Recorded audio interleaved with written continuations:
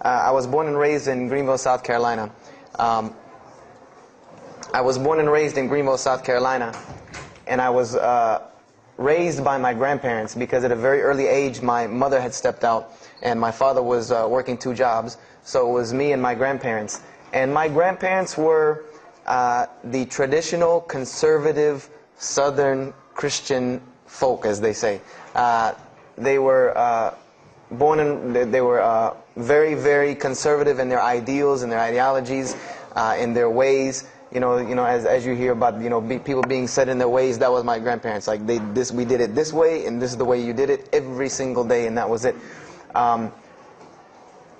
And we were very religious in the sense that we went to church on Sundays, we went to church Sunday evenings, we went to church Wednesday. And in Christianity, that's considered very religious. And it was not hard for us to go to church, and it was not difficult for my grandmother to drag me to church every Sunday, which as a kid is what they had to do, because the church was 2 houses down from our house. There was 2 houses, and then there was the church. So it was not hard for them to drag me every Sunday. And I hated church as a kid because of the simple reason that, we were brought up United Methodist. And Methodist is, for any of you know, it's very traditional. It's not like you think about like screaming and shouting in church and all that. No, you listen to the preacher, you stand up and you sing, you sit back down, you listen to the preacher, you stand up and sing, you sit back down, listen to the preacher, and that's it. That's all that happens. And the pews, as they call them, the chairs are made out of wood, they're hard, you get tired of sitting there, you're fumbling around, playing with the money that my grandmother gave me to put in the offering plate, all of these things. That's what I remember from church as a very small boy. But the thing that I do remember enjoying about church was Sunday school. Sunday school is what I got enjoyment from, because went to Sunday school, you painted pictures, of like Noah building the ark, you painted, all these pictures of Moses splitting the Red Sea. You learned the stories of Moses freeing the children of Israel from Egypt. You learn the story about him splitting the Red Sea. You learn the story about Noah and the ark. You learn the story about David and Goliath. You learn all these beautiful stories in Sunday school. So this was basically, as coming up, this is what I knew about Christianity, was the stories that I learned in Sunday school, because I never listened to the preacher during regular service. So that was the only thing I knew about Christianity. So coming up, this was how it was. It was just the norm. And the conservatism in my house, just to give you an example, and about the level of conservatism is, let's talk about gender issues. Let's say when I became 12, 13, 14, and I started to actually, notice females, and I actually didn't think they had diseases and wanted to run away from them every time I saw them. Let's say I wanted to have a girl over or something of this nature. It was so serious to my grandmother that I had to make an appointment with her, let her know this girl was coming to my house. We had to sit in the formal living room, which in the South, I don't know how it is here, but you have the dining room, then you have the formal living room with all the nice stuff that you don't go in unless there's company over. And my grandmother either had to be sitting in the same room with us or in the kitchen where she could see directly in the room. I mean, this is just how it was in my house. This is how my grandmother and grandfather were. They were very stern. They were very loving, but there were rules, and those rules were the way they were, and they did not change. So this was my upbringing. And I would say at about the age of 12, 13, 14, more along the age 13, 14, I started going to the Saturday evening youth services at my church that were for 12 and up.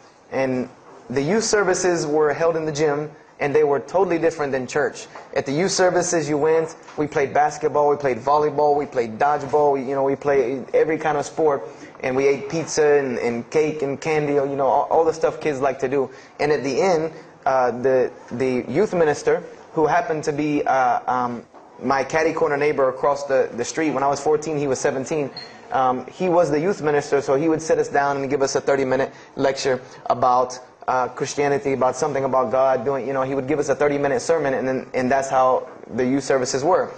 And going to these youth services, I met some other people who went to other youth services. They invited me to Young Men for Christ and other things that were going on in South Carolina. And so I started to go to these different retreats and camping trips with them. And so that is when I would say that I started to become a Christian out of will. I became a Christian because I wanted to, not because it was something I was dragged to do. I started to actually want to be Christian. This is something I wanted to do. I made my own choice and my own decision to do it. So when I turned 15, I started going to high school. And when I was a freshman in high school, my best friend, who was the youth minister, was a senior in high school. And I remember we had a very close bond because I had not had my license yet, so I used to ride with him to school every day. And it was a big deal for me to be able to ride to school with a senior, especially since he had a brand new, or it was a brand new, but he had a restored '67 Mustang, which I've always been a fan of cars when I was a kid. So we had a very close bond, and we were very good friends because both of our parents were very similar. They didn't let us do much. So we spent a lot of time with each other. And when I became a sophomore, he graduated and started to attend Bob Jones University. I don't know if that rings a bell with anyone, but Bob Jones University is a very prestigious conservative Christian college in South Carolina. It's probably the most conservative college I've ever seen. Because the Moody Institute is known as one of the most famous in this country since Chicago. But Bob Jones is conservative to the point to where when it comes to men and women, like men and women are not allowed to get caught talking to each other in a room alone if they're not married, holding hands on campus. The men had to wear button-up shirts or polo shirts tucked in with slacks or jeans. The women had to wear skirts. No jeans, skirts that came down to the ankle, and a shirt that came to the wrist. And this was part of the guidelines for Bob Jones University. You know, you didn't party, you didn't drink, there was none of this that happened at Bob Jones University. And he started going there, and his major was textual criticism. And textual criticism probably doesn't ring a bell with anyone, and to explain it in detail would probably take another entire lecture. But just to give you a brief synopsis of what is textual criticism.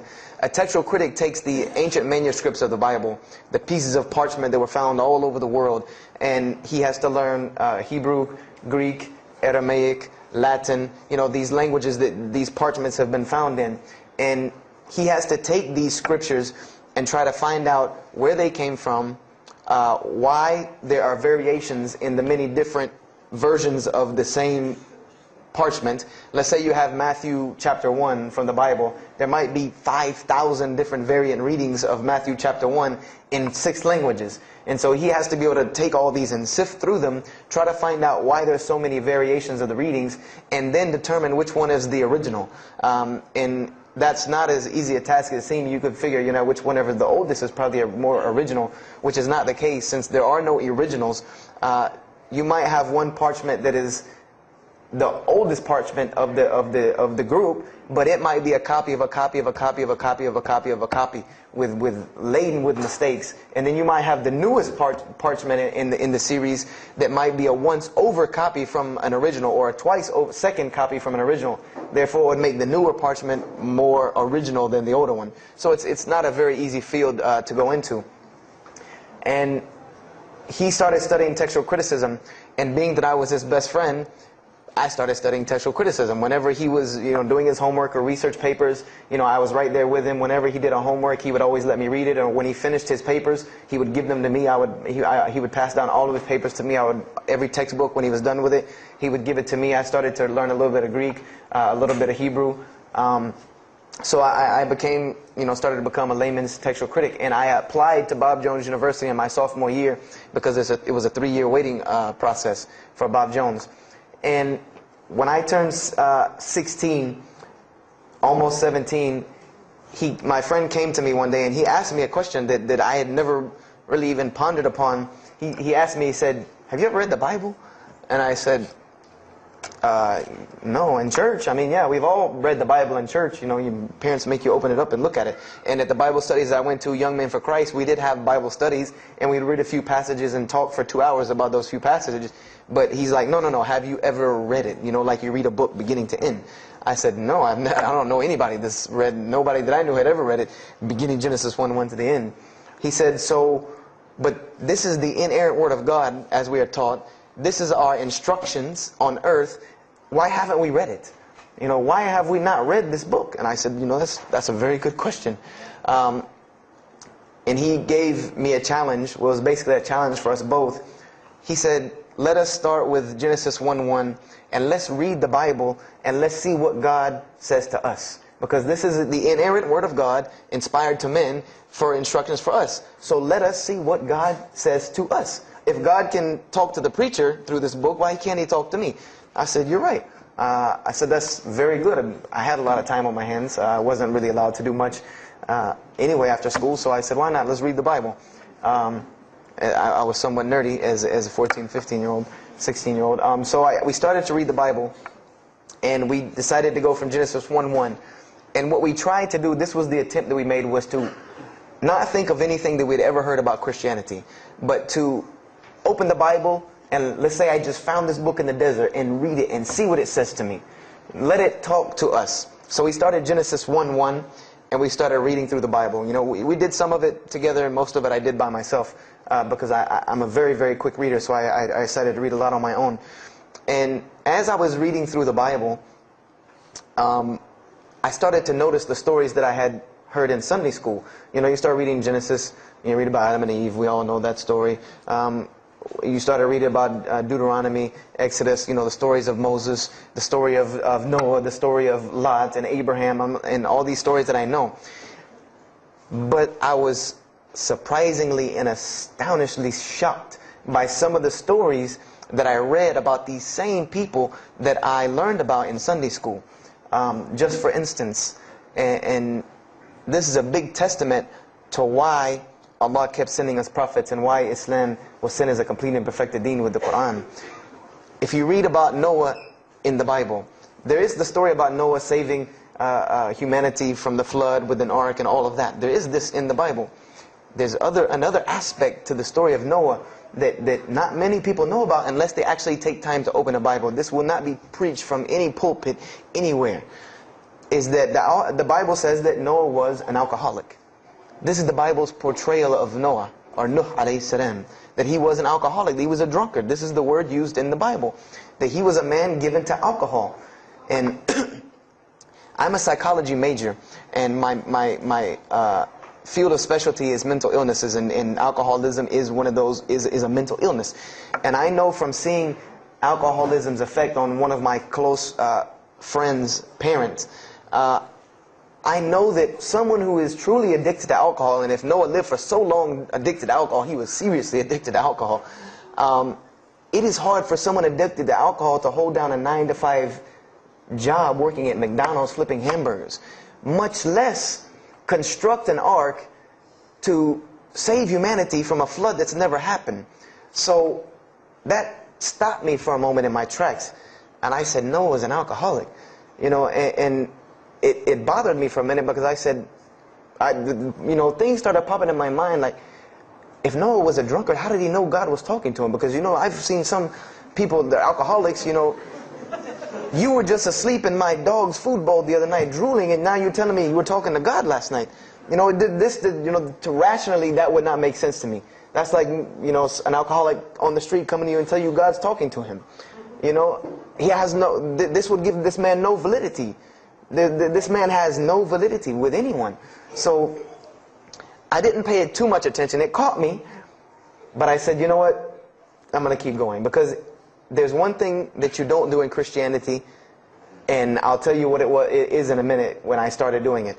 Then I came across the story of Lot, or Lut alayhi salam, and we all know the story of Sodom and Gomorrah in these stories, but there's another very twisted story in the Bible about Lot and his daughters. There's a story of Lot and his daughters in the Bible that says his daughters got him drunk one night and seduced him and committed incest with him. A'udhu billah. This is the Bible. This is one of the Bible portrayals of the prophets of God. The person who saved his family from Sodom and Gomorrah. This is the story that is in the Bible. So I'm catching myself again, like, oh, this is becoming a really bad habit that I'm seeing. This is becoming a bad recurrence that I'm seeing over and over again in this Bible. So, you know, after that I started, you know, speeding through some of the other mumbo jumbo to get to more of these prophet stories. And I got to the story, there are others, and there are some stories in the Bible that are not PG rated, period. They're not rated for talking anywhere. You know, you would need an 18 and up ID card to be able for me to even tell you these stories. So the one that intrigued me, that caught my attention the most, was of my most beloved story in the Bible, and that was of David and Goliath. That was my most intriguing story to me, because not only was, it said that in the Bible that David was a very small man and Goliath was a very big man, and that was appealing to me because I've always been very short, and as a kid I was really short.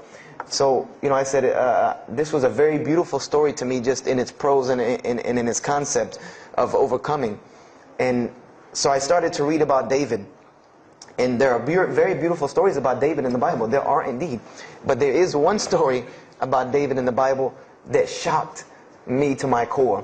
And it's a story about three people. There's three people in this drama: David, Bathsheba, and Uriah.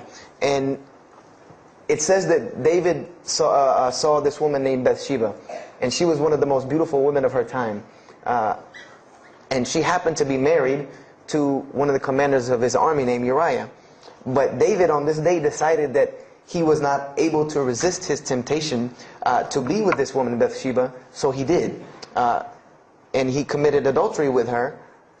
And knowing that he did this, the way that he decided to cover it up was he sent a letter to the generals of his army saying that when the battle was fierce, for everyone to pull back and abandon Uriah, so that he would be killed, and when he dies, then he could have Bathsheba, no harm, no foul.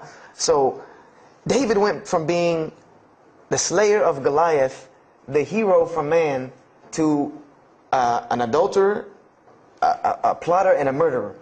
And so this is when I really caught myself and said, hold on now. Something's wrong here. Something's got to give. I said, because to me, God's prophets in my mind were people of example. People who I could follow as an example. Someone who was supposed to be the best of us, so that we could follow them and emulate them. And they're turning out to be worse than some of the people that you see on America's Most Wanted. David is somebody that if I only knew this about him from the Bible, I see him coming down the street, I'm going the other way and calling 911, because he has to have a warrant out on him for something. This is what I'm thinking in my mind. This man is not an honorable man at all. He killed Goliath, yeah, but he killed this other guy named Uriah to be able to commit adultery with his wife. So I committed the cardinal sin in Christianity. I started asking questions. This is the one thing you do not do in Christianity, is you don't ask questions, especially not about issues like this. So I went to my pastor and I started asking questions. What's going on here?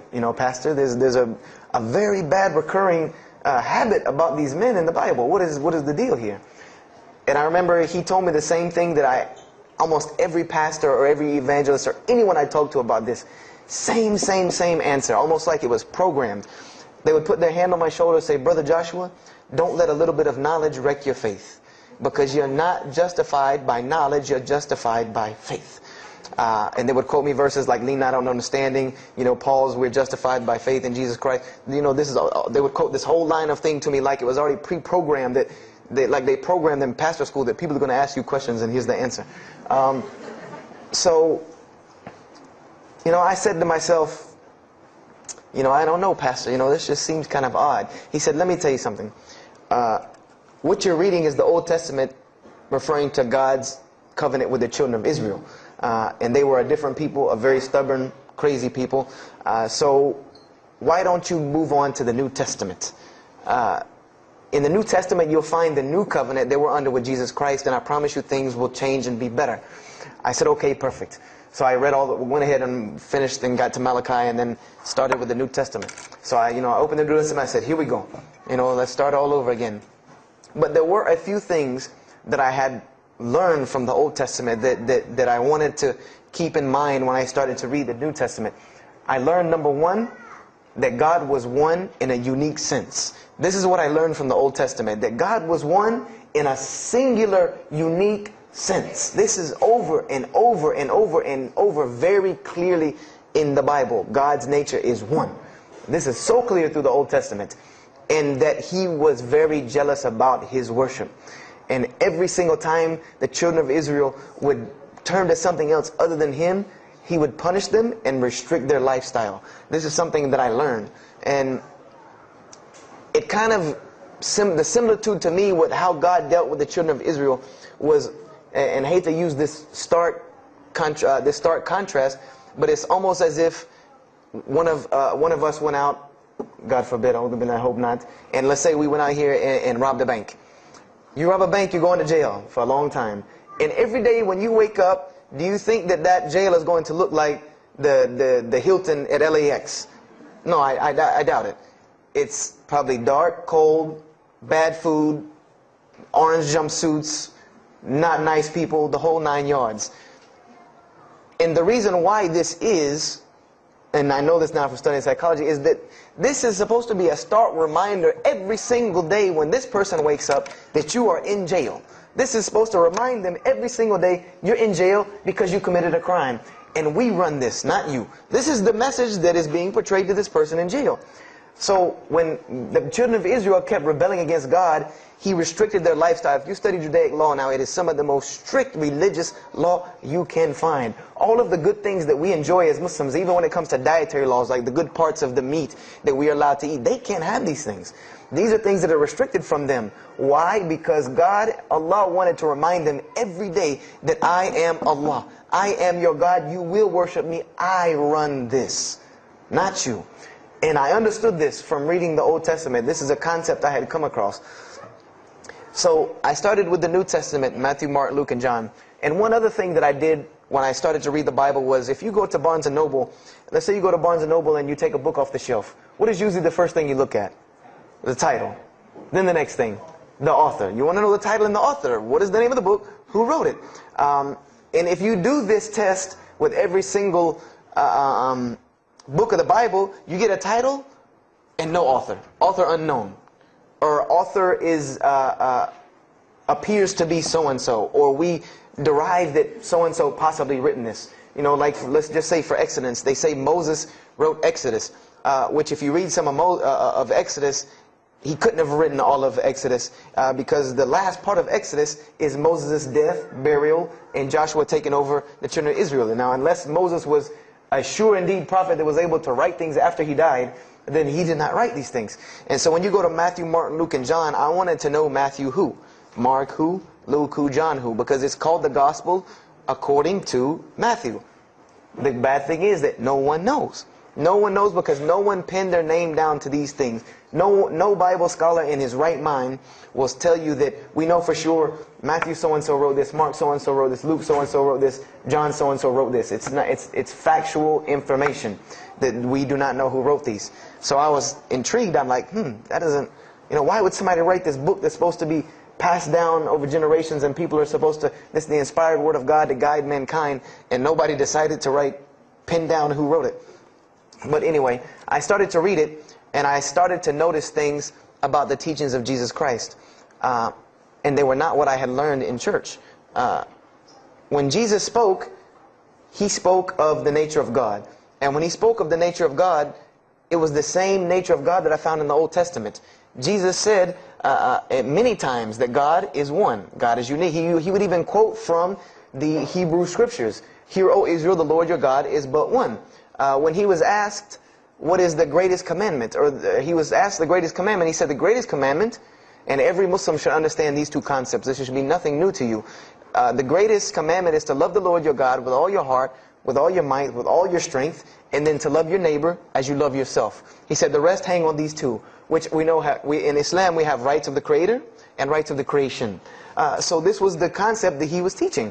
And He even said in 1 John 5:17, and this was more clear to me than anything else can be, this is life eternal, that they may know you, the only true God, and Jesus Christ whom you have sent.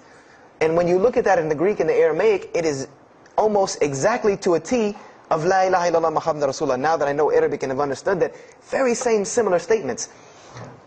Yes, indeed, there were some implicit statements about that you could implicitly, if you took them and separated them from everything else, you could maybe derive that Jesus was trying to claim some divinity or something for Himself.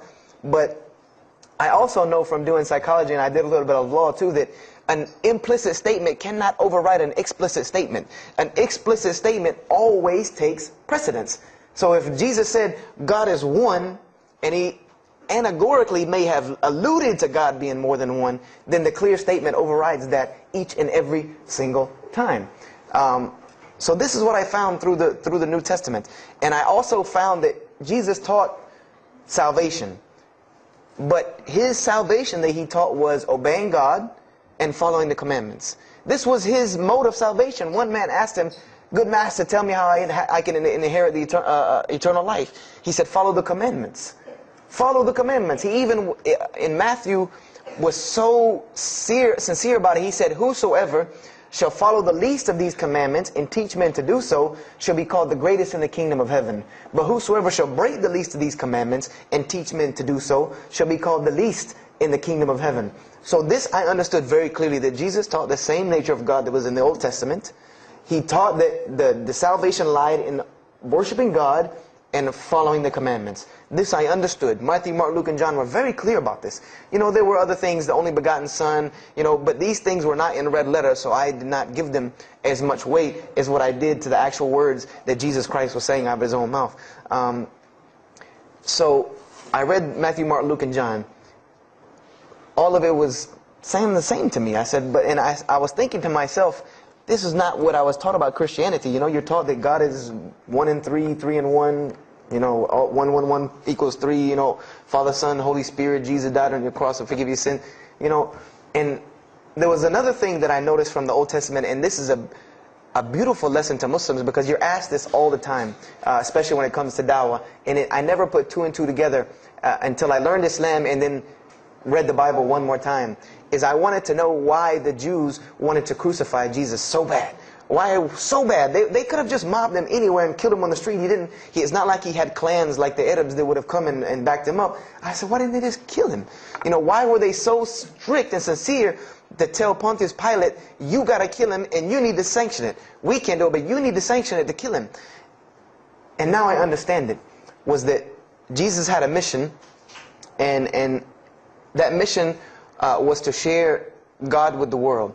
And Paul even kind of tells on himself in his book of Galatians as to why Jesus was meant to be crucified, or the Jews wanted to crucify him. Paul said that the crucifixion is the stumbling block for the Jews. And he explained in Galatians that Jesus Christ, and this is how he tried to roundabout explain it, was cursed for us, to remove us from the curse of Allah by taking this curse upon us. For it is written, and he quoted the Old Testament, everything that hangeth on a tree is cursed. So I went back and studied the Old Testament and Judaic law, and I realized that people who were crucified, that was considered a curse upon them. You had to do something pretty serious to get crucifixion, because it was considered a curse from God. It was part of their law that when someone is crucified, that person is cursed.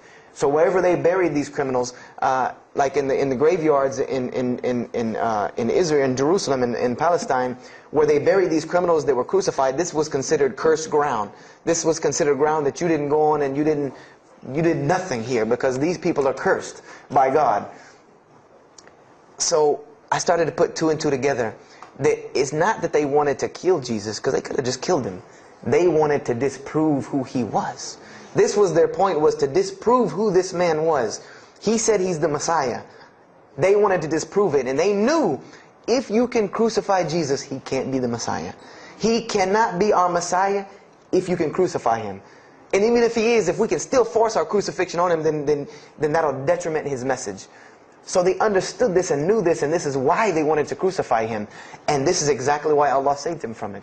Because everyone asks you, why did Allah save him from the crucifixion? Because you cannot crucify. That was part of his law that he came to fulfill, that he could not be cursed according to this law. He said, I have come to fulfill the law. To fulfill it. Therefore, he couldn't be cursed according to it. And this is why he went to the Garden of Gethsemane and asked God to remove this from him, because he knew how detrimental this was to his message of crucifixion. So I began to see all of these things. So I started to read. I got to the book of Acts and started to read the writings of Paul the Apostle. And things went from this to this. It went from one way to another way. It went completely flipped, turned around. The entire teachings went from obeying God, worshiping God, following the law, to worshiping Jesus Christ and abolishing the law completely. Paul even wrote to the Galatians, "Oh, you foolish Galatians, why are you still following this cursed law? Jesus Christ came as a curse to remove us from the affliction of this curse." So I said to myself, but Jesus just said a few books before this that whosoever shall break the least of these commandments and teach men to do so shall be the least in the kingdom of heaven. And here you go, Paul preaching this gospel to abolish the law. So I even asked, what is going on here? So I started asking my pastor, and my pastor said, now you're getting into deep water. You know, now you're starting to question the New Testament. You really have some issues. You know, they even thought that I might be, you know, possessed and all kinds of things. So I had a very big conflict going on inside of me, and my friend took me to his textual critic teacher, his professor, and what this man told me probably wrecked my faith in Christianity. And I always say, I doubt he would be very happy me traveling around the world telling people that a Christian professor from Bob Jones University wrecked my faith in Christianity. But he did. Because what I asked him was, what happened to all these contradictions? You know, in the Old Testament there are many contradictions. If you study Hebrew language, you'll understand that when you read some of the Old Testament or the Torah, that there are some parts of the Torah that you can see is the most beautiful Arabic that you can see, just the most beautiful Hebrew that you can see, just like when you read the Quran. It's very beautiful Hebrew. And then 2 chapters later, you'll see Hebrew that looks like a broken 3-year-old who is trying to scribble some Hebrew down. It looks very colloquial, very dialectic. You can tell it's not the same person speaking. So I went and asked him about all this stuff I saw. And he told me, he said, what you have is a book written by men over centuries and centuries and eons and eons. And he says, and this book started as an original that was copied and copied and copied, and somebody added a mistake, and somebody came behind him and corrected that mistake and added 2 of his own. Someone came and copied it and skipped a line and added a line where it wasn't supposed to be. And then someone else came and copied it and took it to his country, and in order for it to fit well with the doctrine they were teaching, he would cross out a dot here or cross out a word here or change a word here so that it would fit with the theological ideas of this part of the world. And he said, and after all these years, you have a book now that is compiled from all of this, written by the hands of men that still have men's fingerprints left on it. And that's what you have. You have an imperfect book that is only perfected through faith. This is exactly what he told me, that this book is perfected through faith. You cannot perfect it textually. It's not a textually perfect book. Those who believe in it by faith. And so I said, here we go again with this faith thing. You know, I said, God gave me a brain for a reason. If he did not want me to use it, he would remove this reason and logic part of my brain out and replace it with more faith. So, you know, and I was of the opinion, you know, as the saying goes, my grandmother didn't raise a fool. I'm no fool. You know, I said, I can't believe in this. You know, I mean, this book I've been taught is the inerrant word of God, and you're just telling me that it's a book of errors that's only perfect through faith. That's like me taking a 1982 Datsun all beat up and say, if you believe, it can be a Mercedes. If you believe. You know, that would make no sense. You can't take a car to the car dealership and say that. No, if you really believe it, if you look at it right, it's a Mercedes. So I said, no, you know, this is a book full of errors. And God's religion is perfect. If God has a religion, it's perfect. If he has a book, it has to be perfect because he is perfect. So I left Christianity completely. And I decided that I was, you know, I had learned some concepts from the Bible. God was one. You couldn't fool me of that. You know, I had also concepted that there should be nobody standing between me and God because he created me without permission from anyone. Therefore, I don't need to be taking permission from someone to go to him. If I had to be forgiven for something, it should come from him, because on the day of judgment, it's going to be me and him alone. And I didn't know about God's prophets yet. You know, I had my doubts and persuasions about that. So I decided to start searching other religions. I went back to Judaism. I studied Judaism. I found the same thing that Jesus taught about two spiritual Jews that leave the law, and Jews that were so caught up in the law that they left no room for spirituality.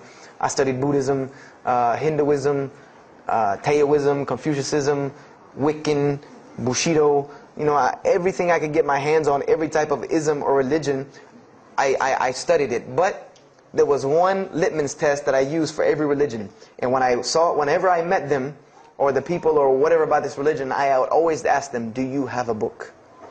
Do you have a book? Because another thing I had come to the conclusion of is that if your religion is true, you should be able to tangibly hand me something and show me that this religion is true. Give me something that I can see. I don't want to hear that faith stuff anymore. I heard that all my life, and look where it got me. It got me thinking I'm driving a Mercedes running around in 1982 beat-up Datsun. I said, no, you have to show me. And so I read the Bhagavad Gita, I read the Torah, I read the Scrolls of Tao, you know, I read the Code of the Bushido, I read the Wiccan Book of Spirits and Spells and all that other magic stuff they have. And I read all of these things, and I found something very congruent with all of it, was that there were very same philosophies and teachings in all of these major religious books. They all talked about God and His nature. Most of them alluded to the fact that God is one, and that God sends messengers to us and people to us to teach us. But they were filled with a whole bunch of garbage, to be honest with you, that I couldn't logically, rationally believe. So at about the age of 17, just about the time, about 17 and a half, I gave up my search for God. And I became kind of angry with God, because I said, here I am looking for you, and I can't find you, and it doesn't look like you're giving me any help. And I don't know how many of you know, but for a 17-year-old that is frustrated with God and the world, there's a lot of trouble he can get into. There's a lot of things he can do to put himself in predicaments when he's frustrated the world and had come to the conception that, you know, if there's a God that exists, then He doesn't really care about me. You know, that's a kind of a dangerous young man. So I started doing the whole partying in trouble, going to parties, drinking underage, all of this stuff I started doing. You know, I'm a perfectionist at heart. So when I was a Christian, I tried to be the best one I could. If I was going to switch to being any other religion, then I was going to do that 100%. So you better believe when I went after the dunya, I did that 100%. And you know, I was a martial artist since I was 15 years old, and even though it was only 2 years, you know, 2 years at 17, you think, you know, you're Bruce Lee. So I got into a lot of fights. Got kicked out of school, had to go to another school, got in one fight, got arrested for a fight, you know, and there were a couple incidences that stopped this downward spiral, because I was on a very, very quick downward spiral that would, and I believe if I would have continued on that downward spiral, I would probably end up hurting someone, killing someone, or them hurting or killing me.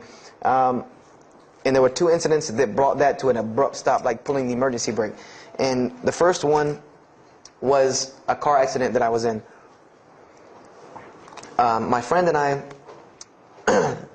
were on the way back from Clemson University from a frat party, and we were driving up 385 in South Carolina, and we were both highly intoxicated, and I decided that night that he was driving, I decided to put my seatbelt on for the only reason that I kept falling over when I fell asleep without the seatbelt on, because I didn't really believe in the seatbelt thing, because I said if I'm going to die, I'm going to die. You know, that was the conception that I come up with. That if, you know, if it's time for me to die, it's time for me to die. I didn't believe in the whole tying your camel thing.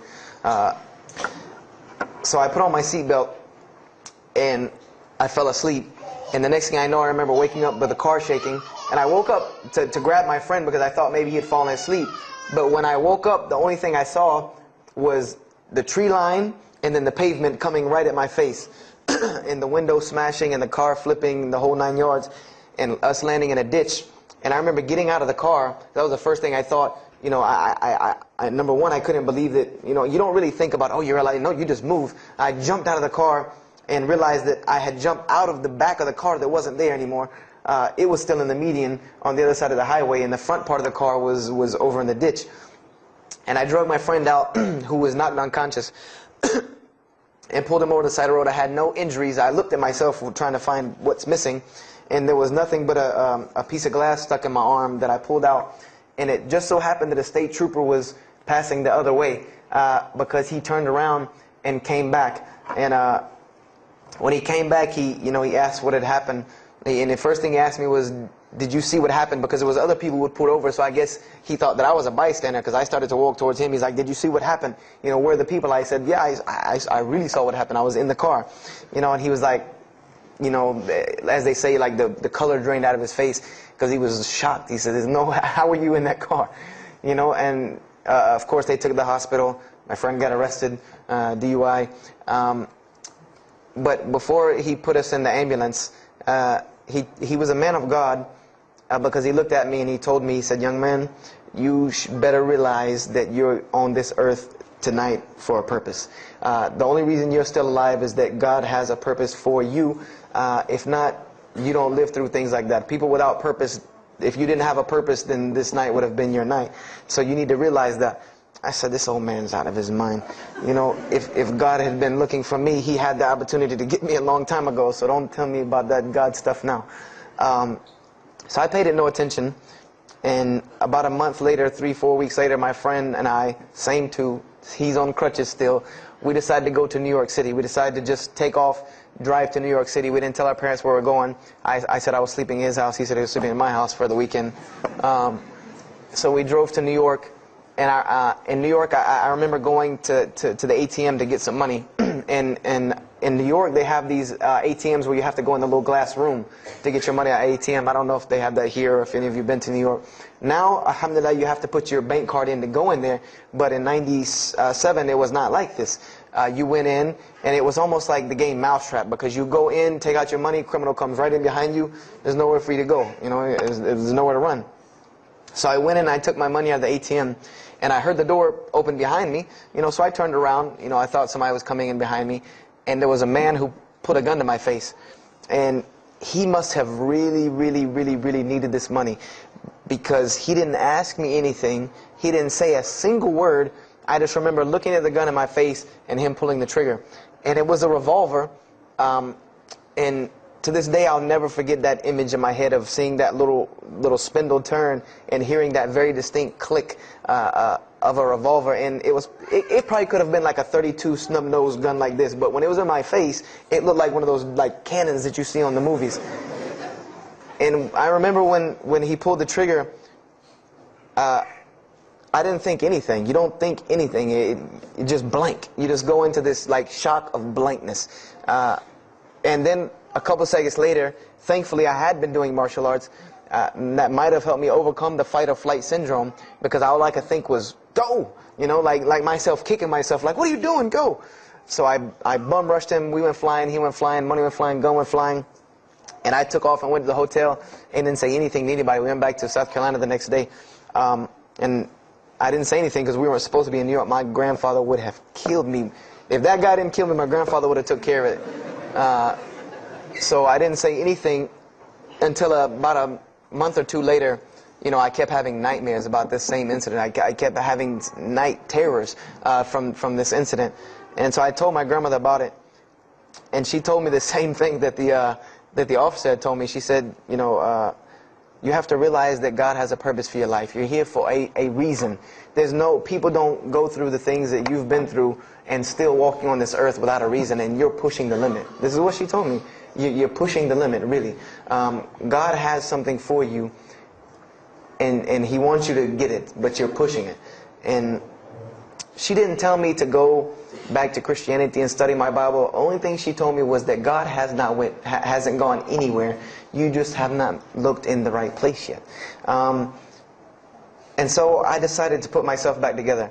You know, the car wreck, the gun thing, the getting arrested for fighting, like all of that, like really made me stop really quick and think, you know, that I need to get my stuff together. So I became an agnostic, someone who I believed in God with no form of religion. I prayed to God on the floor on my hands and knees, because this is how all the books of God, this is how the Bible, the Torah, the New Testament, the Bhagavad Gita, all of these scriptures that I ever read, they said that this is how the men of God prayed. And it was during this time that I did read one book about Islam in the public library, because I had never heard of Islam ever.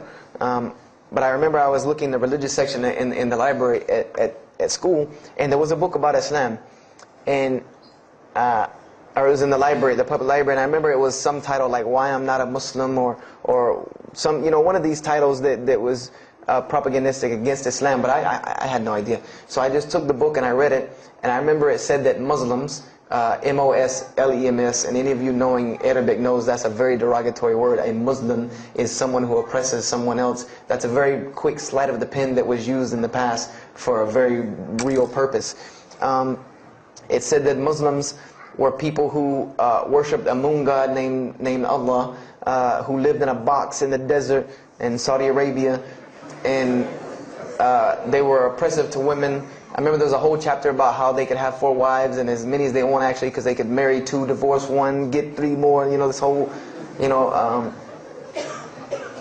and it said that, you know, I remember the one thing that really caught my attention was the whole chapter on jihad, where it said that Muslims were allowed to kill non-Muslims at any time, at any place, without discretion, and it was an honorable act, and not only would they go to heaven before it, but they would get 70 virgins on the way.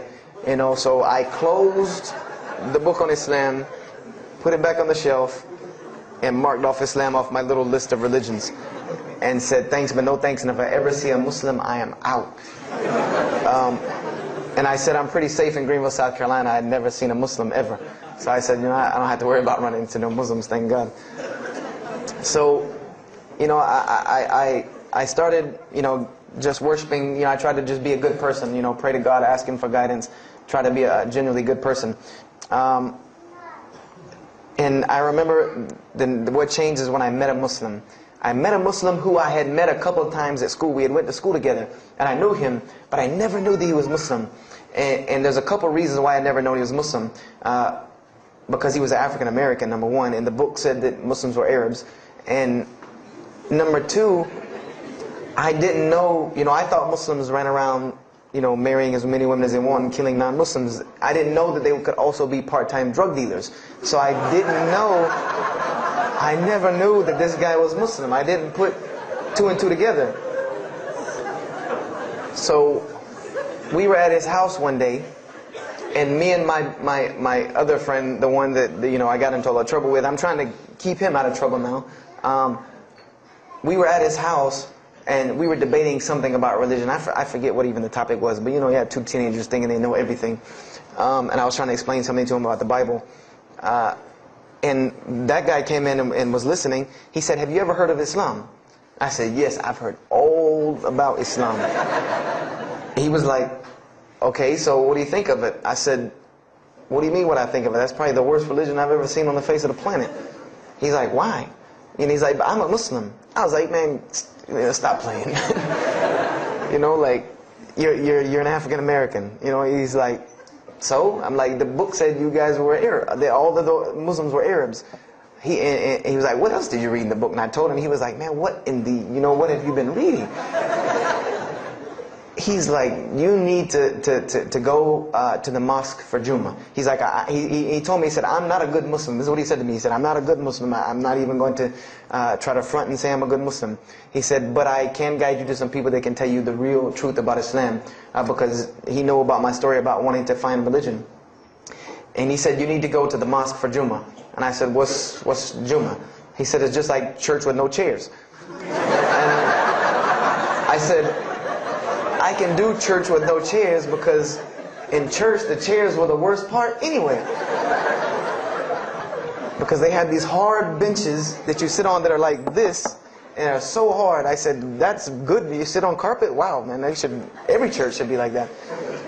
And I said, "Where's the mosque?" He said, "It's on Wadehampton Boulevard." I said, "Where on Wadehampton Boulevard?" I lived on Wadehampton Boulevard. I lived right off of Wadehampton Boulevard.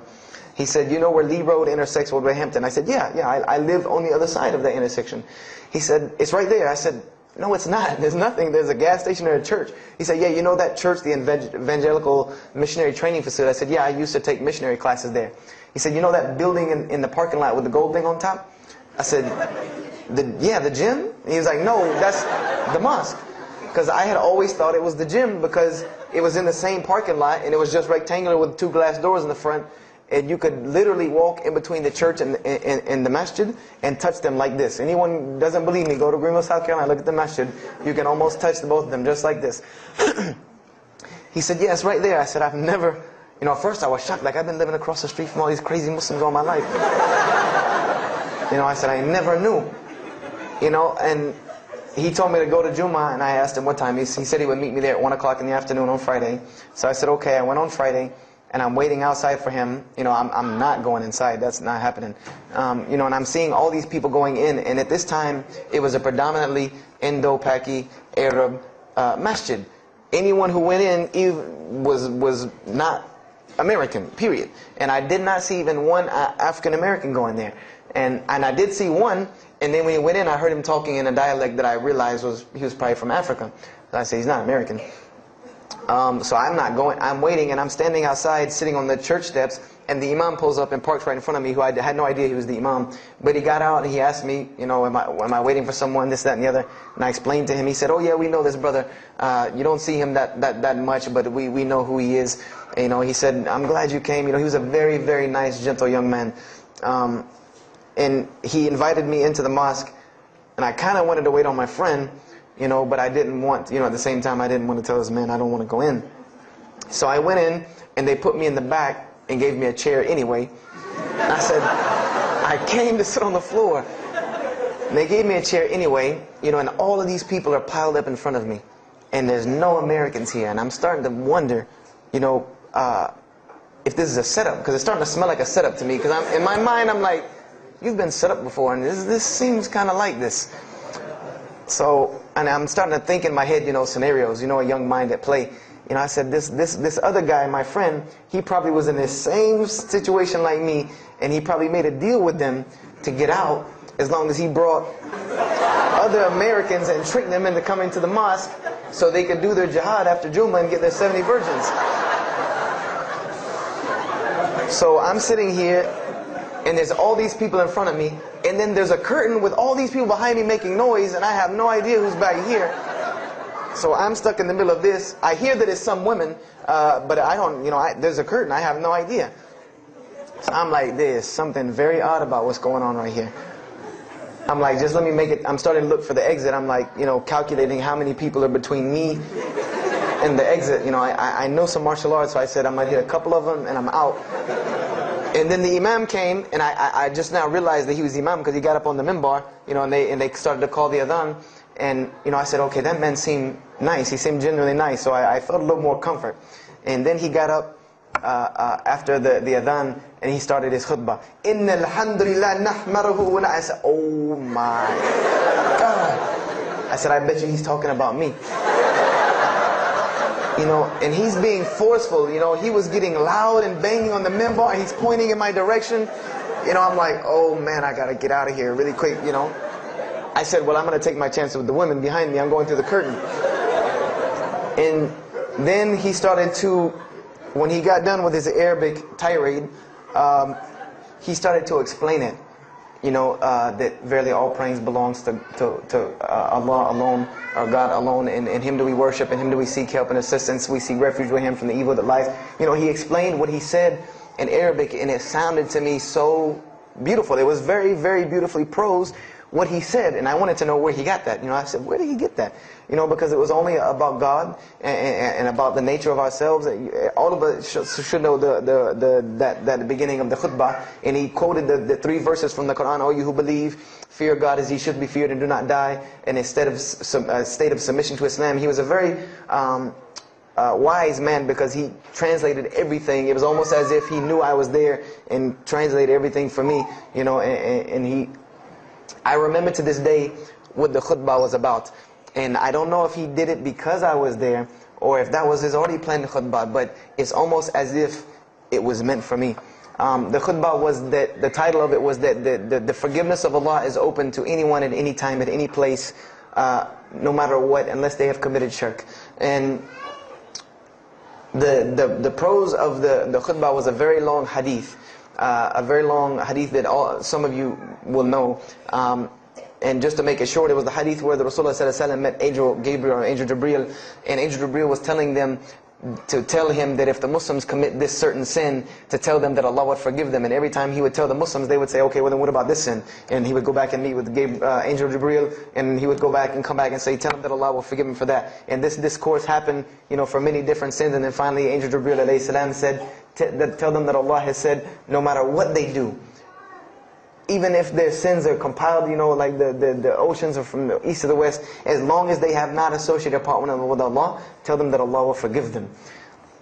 And I remember he told me that, or he said that, you know, that the door of repentance to God is open as long as you have not seen the angel of death or the sun hasn't risen from the west. I didn't really understand the sun risen from the west thing at that time. But, and he said that, you know, God's forgiveness has to come from God alone. This was the whole premise of his khutbah, was on forgiveness and tawbah. And I was saying to myself, these are all of the same concepts that I had formulated through reading the religious scriptures myself. And I'm asking myself, where did he get this stuff from? You know, where did he get all this? And he started using names like, he used the name Ibrahim alayhi salam, he used the name Musa, and I'm like, he translated it to Abraham and Moses. I'm like, where did he, you know, where is he getting these are names from the Bible, I know these people. And so after the khutbah, they started lining up for the prayer. And I got apprehensive because everybody's getting up in front of me and blocking my exit from the door. And so I guess one guy in the back saw me, and because I had to move back a little bit, he said, we're about to pray. And I said, pray to who? And he said, to God. I said, which one? And he said, the one that created the heavens and earth. You know, the same one that's in the Bible, you know, the only creator of the heavens and earth, the only God. I said, yes, I know him. And so the Imam started to pray, and when he recited the Quran, I know it sounded very intriguing. I had no idea what it was. But then when I saw Muslims bow and prostrate on the floor, verses and verses of every religious book that I had ever read started ringing off in my head, that this was the way men of God prayed. And the first thing that I could think of in my mind was, this is worship. That's what I said to myself. This is not prayer, because prayers are asking God for something. These people are worshiping God. So I said to myself that you've written this religion off way too easily.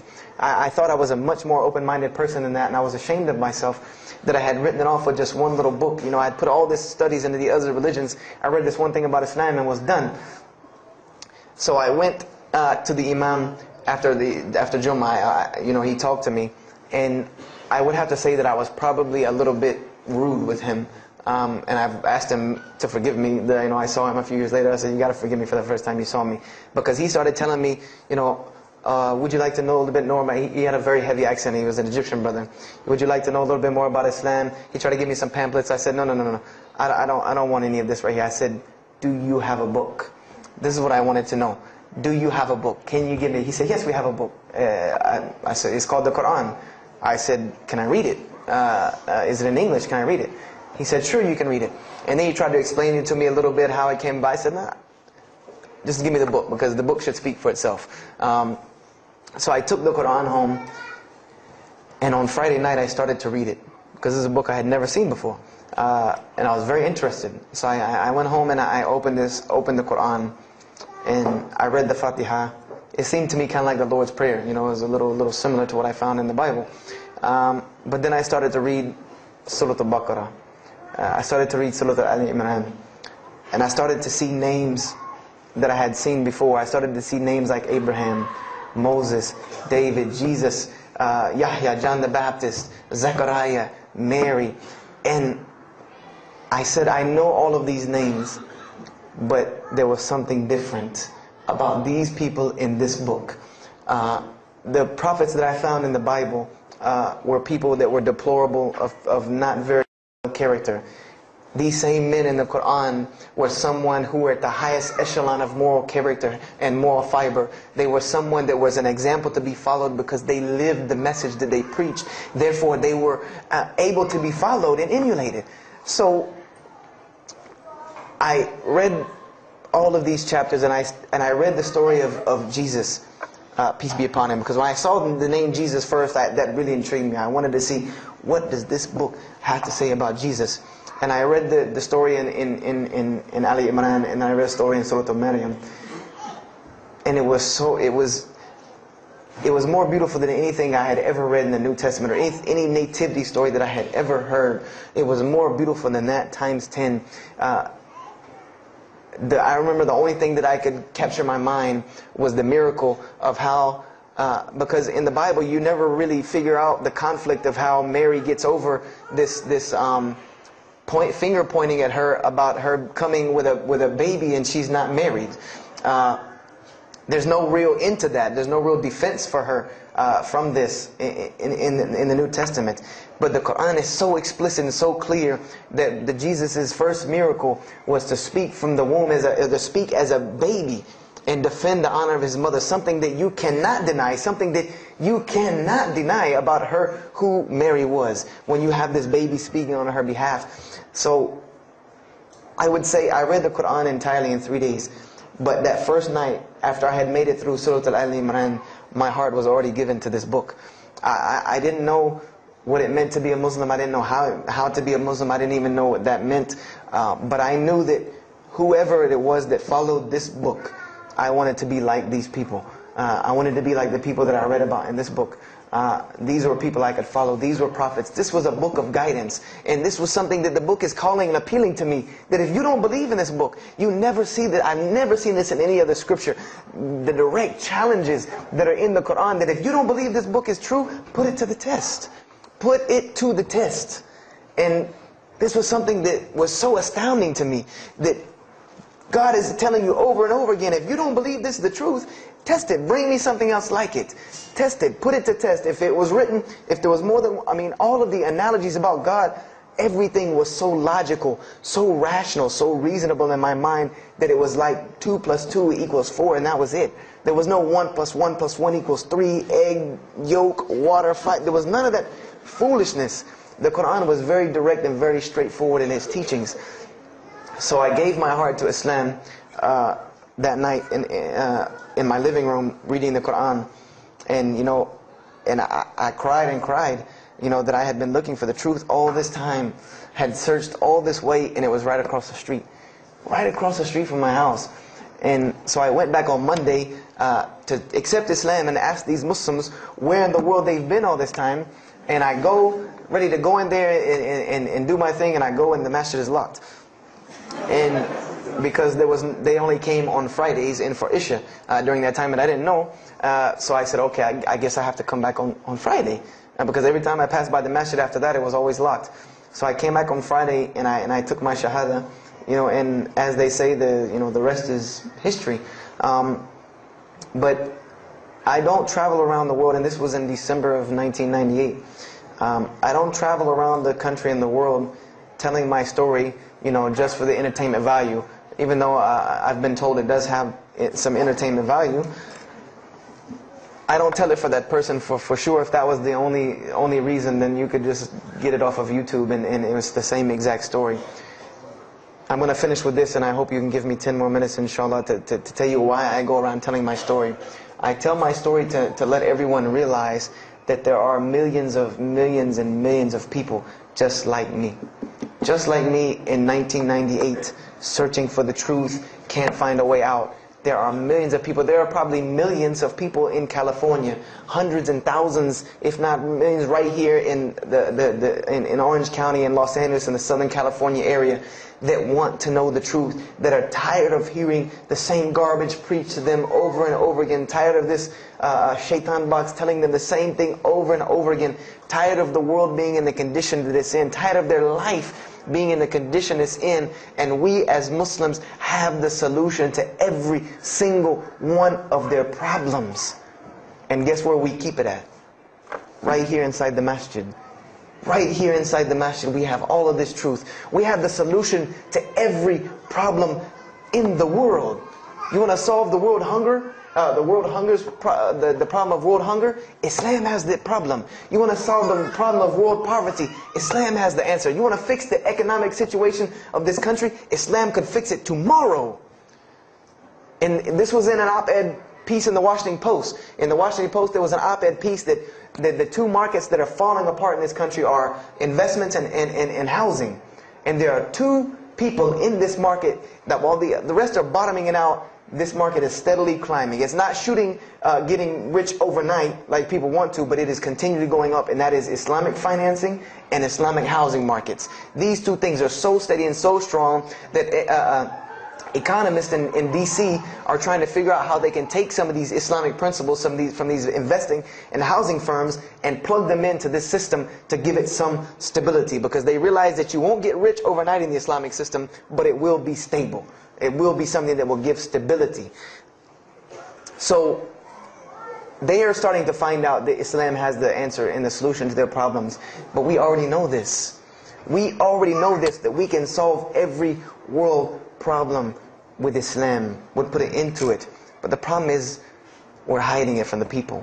Unfortunately, willingly or unwilling, knowingly, unknowingly, we are hiding this from the people.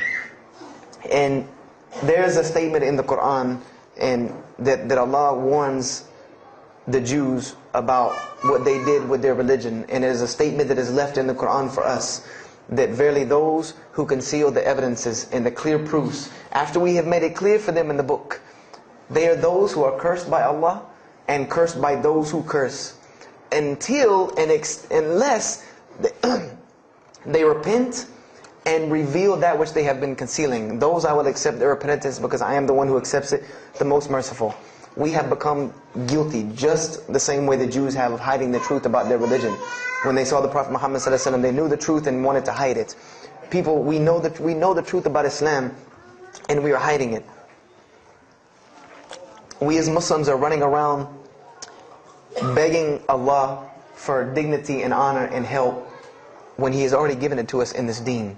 Everything that a Muslim could ever want has already been given to him in this deen of Islam. Anything that you ask Allah for, there is an account set up for you to go take it out of. You just got to find it where it's at.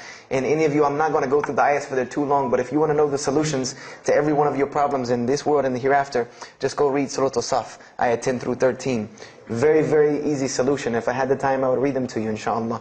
But we have the cure to every disease in the world.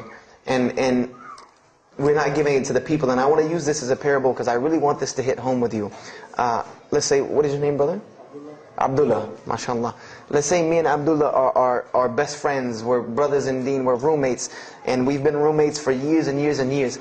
And let's say brother Abdullah has contracts an illness, a disease that is one of the most painful diseases that any human being can ever go through in his life. And it's not something that's going to kill him quick.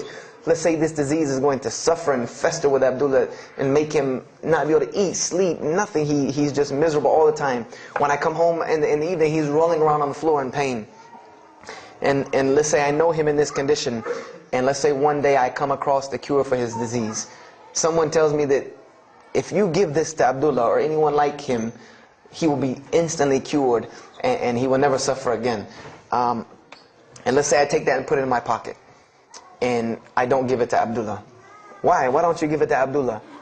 Well, number one, I'm way too busy. I have 2 jobs, going to school, I have a long commute back and forth, I got to drive up and down the 405 every day. I don't have time to give Abdullah this medicine, man. If he wants the medicine, he'll go get it himself. I don't have time, I'm really busy. Number 2, I'm not a doctor. I should not be prescribing Abdullah medicine, and I'm not knowledgeable in medicine. He should, if he wants help, he should go see a doctor. I'm not a doctor.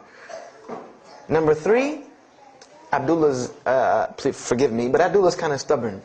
He doesn't really listen very well. He probably, he's kind of set in his ways. So even if I tell him this medicine is good for him and it'll cure him, he probably wouldn't even take it anyway. So why waste my time? Do any of these excuses sound familiar? And let's say I don't give this medicine to Abdullah and he dies. And let's say he dies the most painful death that you can ever imagine. I want to ask you a kind of rhetorical question.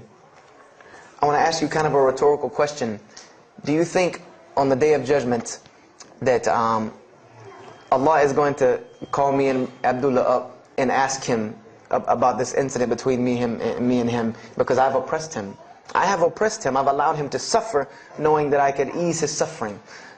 I'm sure Allah is going to ask us about this. But the beauty about Islam is that if Abdullah was a good Muslim, bore this disease patiently and died, he dies as a shaheed, inshaAllah. And on the Day of Judgment, this is how beautiful Islam is, that he could very well come before and Allah ask us about this, and brother Abdullah say, you know what? Allah, I forgive him. So you forgive him.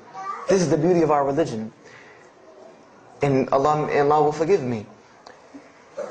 But the disease I want to tell you about is the disease that every single non-Muslim walks around with every single day, and they don't even know it. It has no real physical symptoms, and that's the disease of shirk. The disease of being jahl, being ignorant about Allah subhanahu wa ta'ala. Allah gives them life and they worship someone else. Allah feeds them and they thank someone else.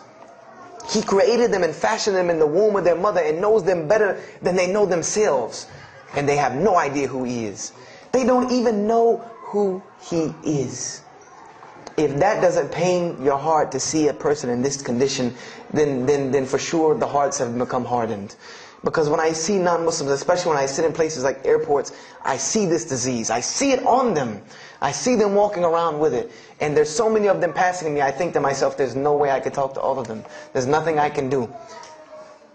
And this disease is something that not only is not going to show up as a physical symptom and is going to leave them ignorant about Allah subhanahu wa ta'ala, but when the day they die, they will die the most physically painful death that anyone can ever suffer. The Rasulullah ﷺ said that when the angel of death comes to the disbeliever, it doesn't come kindly. He yanks the soul through the nose, and it's as if his flesh is torn from his bones. It's as if they take Brother Abdullah and turn him upside down and stuff him in a human paper shredder.